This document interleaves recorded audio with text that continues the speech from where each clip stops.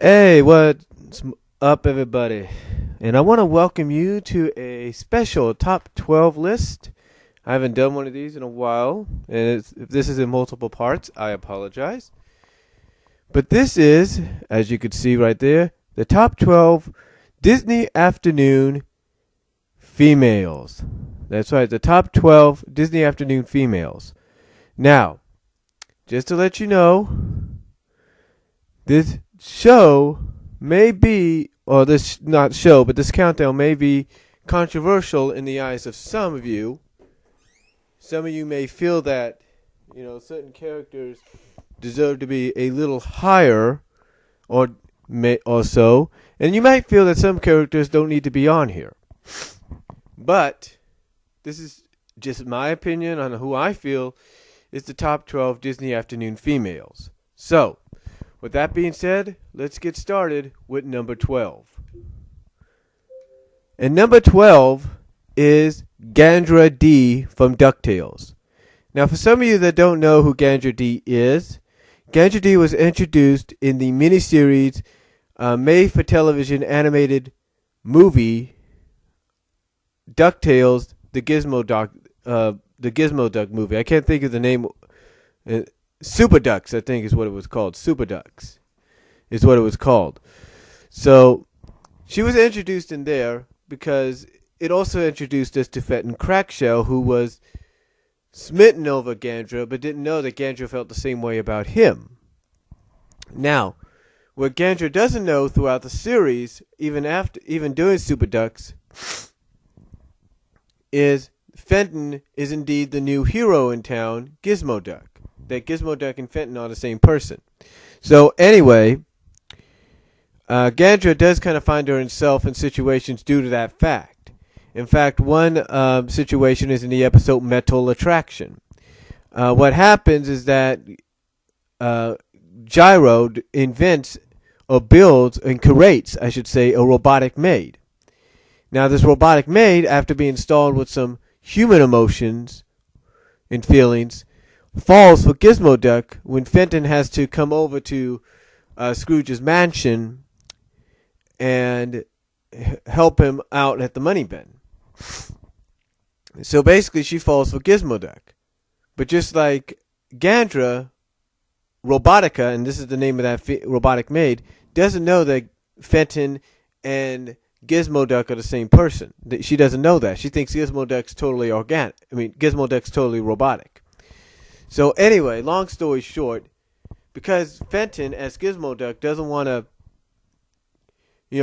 go study with her or anything, or go steady with her, she blows a fuse, starts losing it, and then by trying to find out who could be this other woman, she overhears Scrooge trying to call Fenton, as Gizmo Duck. She overhears Scrooge trying to call Fenton or Gizmo Duck, or whatever you want to say, and then assumes that after Scrooge hangs up the phone and then figures he has to be at Gandra D's, she assumes Gandra is the other woman. Now, this is true, but it's not true in Fenton's alter ego's case. It's true for Fenton that Gandra is the other woman, but not for his alter ego Gizmo Duck. So anyway, long story short, Fenton as Gizmo Duck has to help save Gandra from nearly getting blown to pieces. But still, Gandra doesn't know that both are the same person. So anyway, but even though she does have some time in there, the thing is, here's what's funny about Gandra. The other episode that she was sort of a co-star in was The Duck That Knew Too Much. And we find out towards the end of the episode, that she knows robotic espionage electronics, or espionage robotics, or whatever you want to call it. Because it's a class that apparently the college that she goes to at night for night classes, the class that she wanted to get in, which was I think nail polishing or something, was booked, filled out, full, if you will. So the only one that was open was robotic espionage or espionage robotics. So she does kind of help out a little bit in that episode. That does show she has potential to help out and be more than just, a pretty face and more than just a damsel in distress and stuff like that. And honestly, it shows me that if Disney wanted to continue with the series, that she could have definitely been more than just the damsel in the pretty face, because she proved that in that episode and when she did that whole robotic espionage thing, when she figured out that machine from within. So, I believe, honestly, she could have definitely provided more than just being eye candy, if you will, for Fenton and for anybody else. And I believe, honestly, if they wanted to continue the series, she could have been a female version of Gizmodeck. She could have been the female Gizmodeck. Well, anyway, even though she didn't really do much, she still contributed in some ways, and that's why she is number 12 on this list. Starting it out, that is.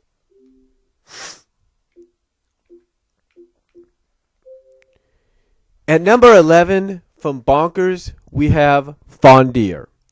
Now, I know I ranked her up higher in one of my other countdowns, but Fondier, here on the Disney Afternoon, there's no doubt Fawn's got a popular following. There's no doubt she's got a fan following.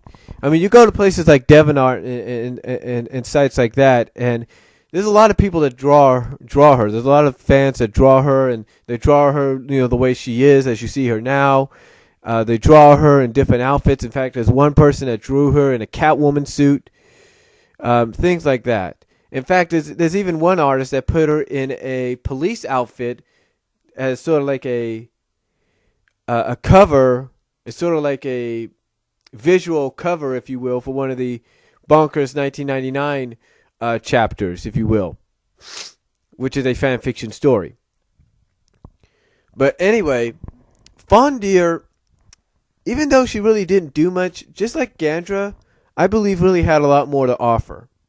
Now, she did help out and offer a lot in the 7 to 11 minute shorts that starred her and Bonkers and the friends Jitters and Grumbles and Tanya. She did have more to offer. There's no doubt about it. You look in Bonkers in Space, that animated short definitely shows that she has more to offer. Draining Cats and Dogs, when she suggests turning off the water source, going down to the basement and turning off the water source, shows she has something to offer.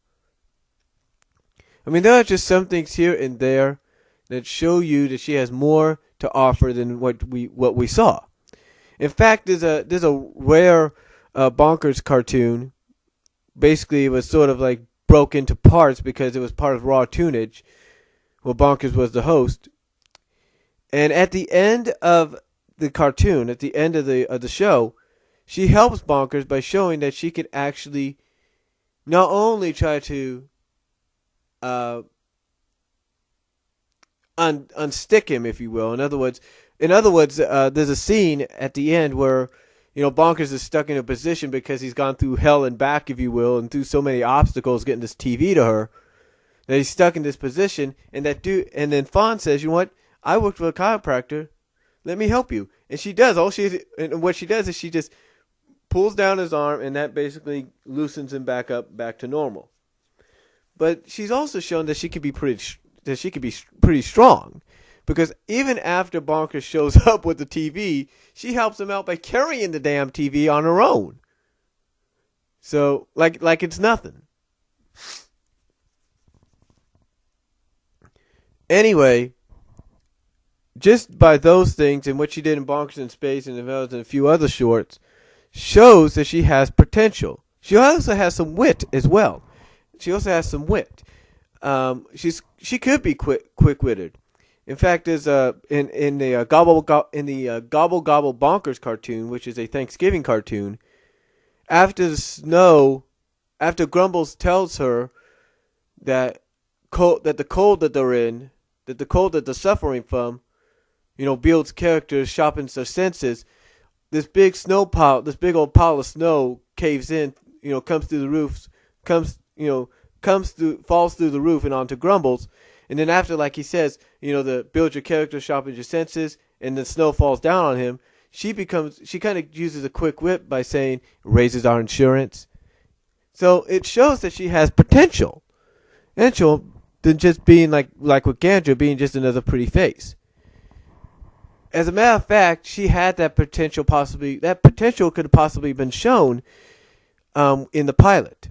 Because after she tells Bonkers, hey, we'll stand by you, and then after everybody gets kidnapped, if she hadn't stopped right there to look back and wonder where everybody was, and probably thinking that everyone did abandon Bonkers, if she hadn't stood there and then allowed herself to be kidnapped, wondering if maybe everybody did abandon them, basically stab Bonkers in the back, and then allow herself to get kidnapped, if that wouldn't have happened, there's no doubt in my mind she would have been an officer just like Bonkers.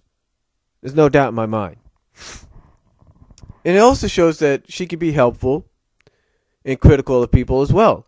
In New Partners on the Block, she tells Fall Apart that the recipe, when it calls for a can of peppers, doesn't mean you use a can. In other words, she's telling him you don't use a can as part of the recipe. You put the peppers that are in the can in the recipe. But then she also helps out as well in that episode too, because she becomes the first person to find something in that pile of cans that Fall Apart brought that has the writing. Yeah, Fall Apart found the first can, and with the writing, which Grumbles saw. But she's actually the first one to find a can out of that huge pile with the writing that Lucky has on it. So again, a lot of potential here. In fact, a lot of fans see that potential. I mentioned earlier that there's a picture that a fan drew with her in a cop outfit next to Bonkers, and it's part of a chapter it's a part of the Bonkers 1999 fan fiction story. It's a chapter in the chapter is called Rent-A-Cop Land. And basically in the chapter, she, along with Jitters and a few other tunes, have to basically stand in as replacement officers, as replacement cops, because the others have been laid off. So anyway, even though fans saw the potential, unfortunately Disney didn't give her that potential. Yeah, they kind of showed it at times, like with Bonkers in Space, showed the quick wit that she had in Gobble Gobble Bonkers, and showed that, she could be more helpful in some areas. So, but unfortunately, due to that, she can only be up at number 11 because, she did contribute a lot during the shorts, and showed that in some of those shorts and even some of the series episodes, she showed that she has more to offer than we thought. So that's why Fondaire is at number 11.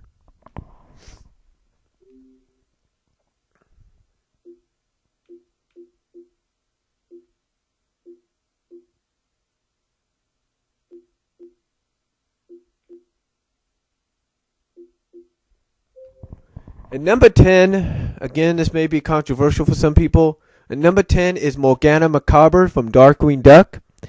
Morgana, let me just say this. She may not have appeared as much in Darkwing Duck as we would hope for, but I can tell you this. When she did appear, this girl could go. I mean, this girl had attitude. She had power. She had it all. The unfortunate thing was she only appeared in, I think, maybe what? 1, 2, 3, 6 episodes. Maybe 6 or 7 maybe 6 episodes. I don't know how many episodes she appeared in. She appeared in her debut episode. She appeared in Ghoul of My Dreams. She appeared in the 2-parter Justice Ducks. My Valentine Ghoul, which was, I think, okay, wait a minute. Her debut episode, Ghoul of My Dreams. The 2 Justice Duck episodes, which were 4 right there. Monsters R Us, which was 5. My Valentine Day Ghoul, which was 6. So basically she appeared so far in 7 episodes out of the 70 plus episodes that Darkwing had. And you would think that with a character like this, Morgana, that they would use her more often. Hell. She gets used, I think, probably more often in the Boom Studios comic book version of Darkwing Duck than anything else. In fact, she's on the freaking cover of issue 7. She's on the freaking cover of issue 7, battling it out,